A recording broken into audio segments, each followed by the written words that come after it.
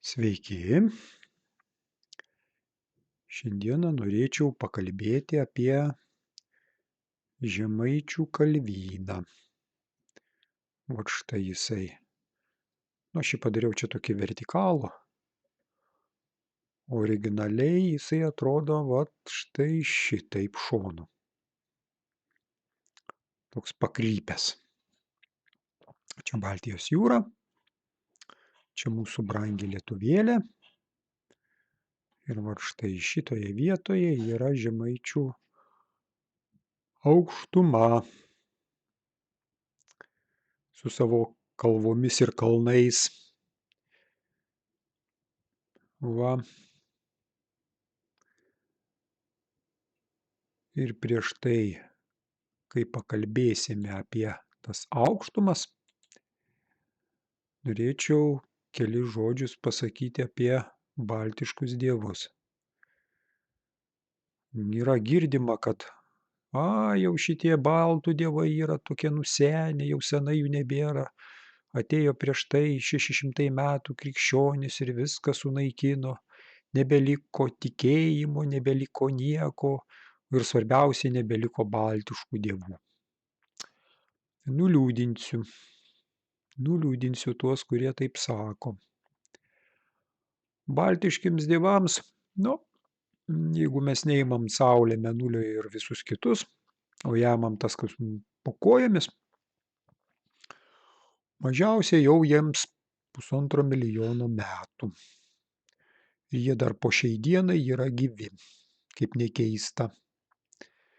Ir jie pasirodo tiems, kurie turi tam tikrą matymą tuo klausimu. Jūs paklaustumėte, kas aš esu toks, kad aš galiu kalbėti apie tai. Aš 2018 metais pabaigiau tibetietišką geomantiją ir astrologiją. Ir mes žinome, kad tibetiečių kultūra, jinai visa yra persmelkta va šitomis formomis. Nes pas juos yra kalnai, pas juos yra tarpekliai ir viskas, kas kitka, surišta su gamtos formacijomis. Ir toks dalykas kaip geomantija, žemės formų, įvairių formų analizė, kompensuotų erdvių, kur galima statyti vienuolynus, kur negalima statyti vienuolynus, kur galima statyti šventovės, kur nepalanku statyti šventovės, kur yra, pavyzdžiui, ten kalnai, demoniški kalnai, kur yra Budos kalnas, kaip atskirti Budos kalną nuo skaitosi paprasto žmogaus kalno. Visi tie dalykai, visos tos formos, jos įeina į tibetietišką geomantiją. Ir kai aš pirmą kartą pasižiūrėjau kalnuose, būdamas va šitas formas, kai jau pabaigiau, tai žinokit, man tiesiog akys atsivėrė, kaip viskas paprasta. Ir kai aš parvažiavau į mylimą lietuvėlę, pradėjau aš savo aplinkoje stebėti visus tuos dalykus. Tiesiog savo puslapyje Facebook'e išdėdavau, tenais aprašydavau ir medžio formas įvairias įdomias tokias, ir dangaus formas, ir šventvietėse esančius pasirodančius tokius, kur galiu nufotografuoti objektus. Visus juos sutraukiau, sudėjau, kiek galėjau. Ir paskui čia ant dienų pagalvojau, tiesiog nepagalvojau, sakau, reikia pasižiūrėti, kas čia apie mūsų yra, kokie didesnės vietos. Ir pasižiūrėjau į mūsų kalvyną žemaitišką. Jo, ir automatiškai pasirodė viena forma 3 apostasėse. Ir toje formoje dar eilė formų, kurios aš daugmaž kiek man leis, kaip sakant, tos būtybės, pakalbėsiu apie tai. Kaip sakom, pasidalinsiu su jumis ir kas esantis intuityviai, jūs tas formas irgi pastebėsite ir savo pažinime jas galėsite pritaikyti. Na va, trumpai tai tiek. Na ir pradėsime prie pirmosios formos. Va štai aš ją padariau taip tokie statmenai, nes, pasakoti apie ją gulsčiai, kažkaip taip mūsų akis arba reikės pakreiptą galvą būti, nors šičia yra daugiau tokia ryškesnė Lietuvos reljefo. Na, bet Maps.lt, ne Google Maps, o Maps.lt yra reljefas. Irgi tai galima išryškinti ir va šičia yra šone. Galima tiesiog, kaip sako, ją padaryti vertikalę. Bet jinai mažiau tokia ryški. Bet mums tai nemaišys. Ir va jeigu žiūrint iš, tai va šita forma, jinai, apie kurią aš kalbėsiu, va štai jinai, visas su pelė aš jums rodau, netgi daugiau, va šita forma, jinai visas kaip butono žiedas išaugęs. Va. Ir jinai yra tarsi tokiam sūkuryje. O čia toks sūkurys. Va, ir jinai nueina ten į apačią. Ir tam sūkuryje jinai pasireiškia. Va štai ta forma. Va štai ta forma. Jinai pasireiškia. Ir kaip jinai čia pasireiškia? Štai pasižiūrėsime taip. Palaukite, aš biškį padidinsiu, jeigu išeis. Gal su tuo gražiau išeis. Negaliu tiksliai pataikyti. Gerai. Va, štai pasižiūrėkit, čia yra kairysis kėlėnas šitoje vietoje. Jisai sėdi. Judesyje sėdi, o čia yra dešinysis kėlėnas jo. Va. Čia yra jo kūnas.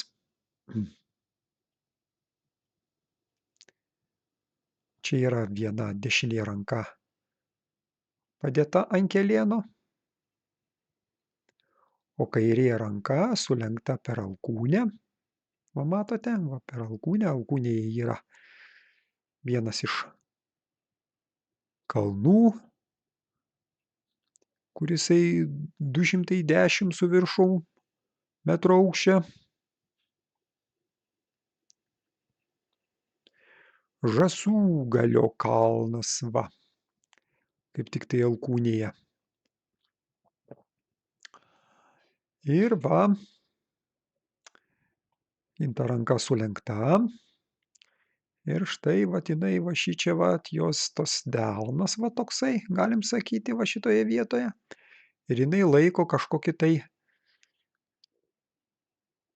indą, pilną kažko tai. Sakyčiau, ugninį indą, kaip žarijos, jeigu tai pasižiūrėjus, matosi čia tarsi tokie, tokie išeina, tokios liepsnos. Netgi žarėnai patys parodo tai.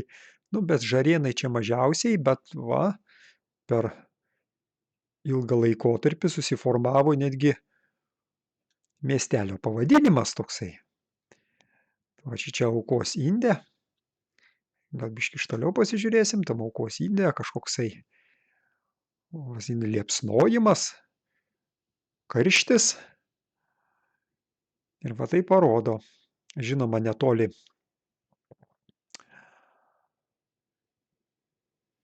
apie riešą yra perlų vėrinys. Va šitie ežeriukai tai yra perlų vėrinys. 1, 2, 3, 4, 5 ir 6 šičia yra. Aš žiūrėjau tėkmes, tai iš to ežeriuko išeina tėkmė į vieną pusę ir šitie visi ežeriukai yra sujungti. Tai yra tarsi kaip perlai, jie surišti. Dėl šito negaliu pasakyti, reikia konkrečiai žiūrėti.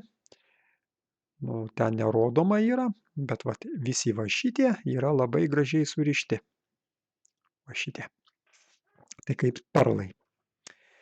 Kur drakono galvos, nu jau reikia žiūrėti vietoje, užsilipus ant vienos ar kitos kalvos. Galima pasakyti tik tai tuo atveju, vat, kad perlų vėrinys, tai čia faktas. Jisai labai gražiai papuošė šitą mūsų sulenktą ranką. Čia petys, viskas. Čia kitas petys. Kai kam gali iškilti klausimas, kas jie va tokie šitai, va čia tokie guzai kažkokie yra. Čia ne guzai, čia yra skraistė. Jisai visas yra tarsi tokioje apsidengęs tokia skraistė. O kadangi jis, kaip aš kalbėjau, yra judesy, visas judesy, netgi jis palinkęs va daugiau į dešinę pusę. Ja, nu, sakysim, į jo kairę pusę. Nu, manęs dešinę, bet jo geriau, sakykime, į jo kairę pusę. Ir kadangi jis yra, taip, yra tokios bangelės susidaro, toj skraistėj va šitai va. Ir jos padengia visą jo rankoje ir petį. Gražiai. Kodėl galima sakyti, kad jisai yra tokiam judesy? Vat pasižiūrėkite, kokios bangos gražiai. Sūkurys. Va. Matote, šita forma jinai pasirodo taip, va, jie eina tokiu sūkuriu, va štai šičia yra bangos tarsi, gražiai, taip va, viena kita, ir jį tarsi jinai sueina, va, į šitą mūsų žiūtį, taip gražiai, va, iš vienos ir iš kitos pusės. Čia yra Dubyso, į mūsų Dubysos regioninį parką. Išeina.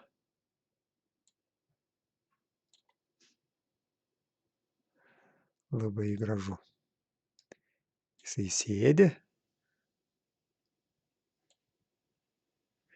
Apie tuos aš kada nors tai vėliau pakalbėsiu, apie tos kitus ežerus, apie Lukšo ir visi kiti.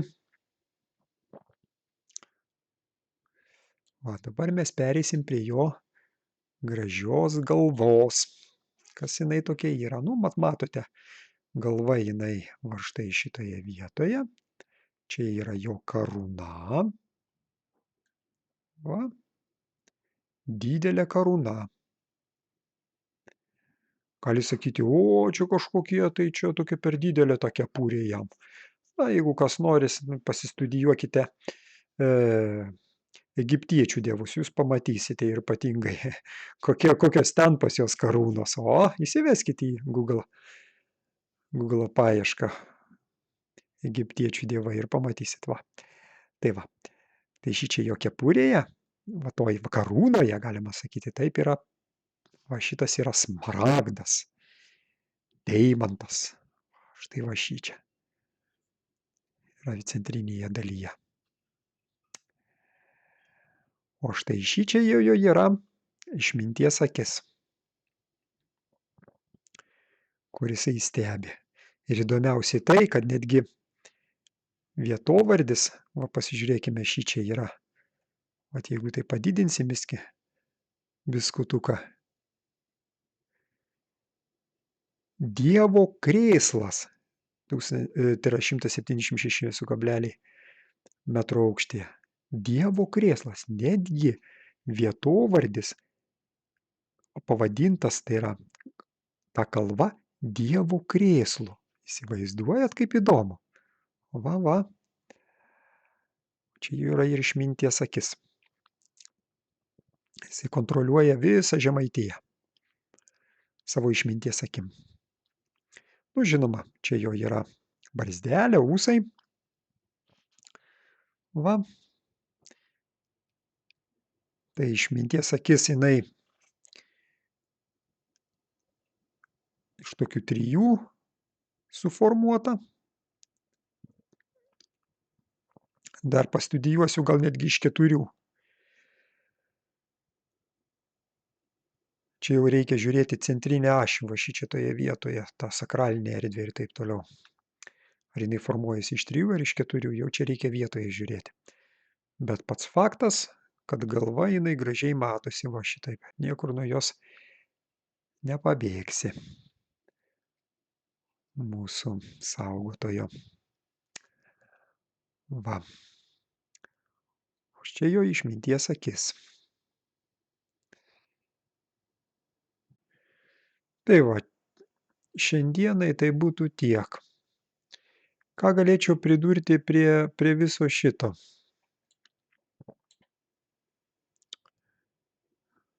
Va, pavyzdžiui, lopaičiai. O štai jo čia petys, va toksai, su ta skraiste.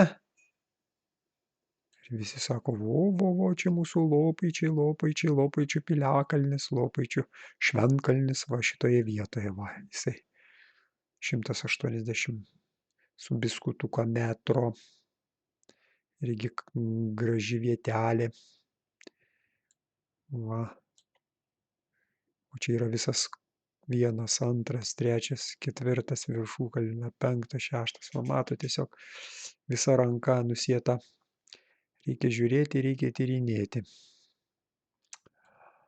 Visų tai. Jūs galėtumėt paklausti, o kaip jisai čia išsilaiko, kaip jisai atrodo, pavyzdžiui, padengtas miškais. Nu, va, žiūrėkite, kaip atrodo padengtas miškais. Jūs nieko nepamatysite. Va. Štai kokios formos palieka miškais. Kodėl? Todėl, kad šita forma jinai yra užslėpta. Jos nepamatysi miškų tankmėse. Miškai kiek egzistuoja? Nu, miškai kiek? Nu, 100 metų, 200 metų. Kai kurie medžiai, nu, gal kokie 300 metų gali. Nu, stelmužės ąžuolas ten tūkstantmečiais skaičiuojamas. Bet tai yra vienetai. Vienetai. Ir ypatingai dabar viskas yra iškirsta. Nematysim ten kokio 1000 metų ąžuolo, taip? Taip. O vat kalvynas jau yra suformuotas ledynmečio, kada čia viskur jie vaikščiojo, nu, prieš 1,5 milijono metų. Va, ir jau susiformavo ir jau jį patraukti iš matymo lauko yra ganėtinai sunku, nebent atominę bombą užmetus. Ir tai čia tokia didelė duobė, jeigu kas. Va. Tai va, žiūrėdama į šitą formą, mes taip automatiškai galima, jinai užslėpta, aš pasakau, jinai yra užslėpta, paprastai akiai nesimato.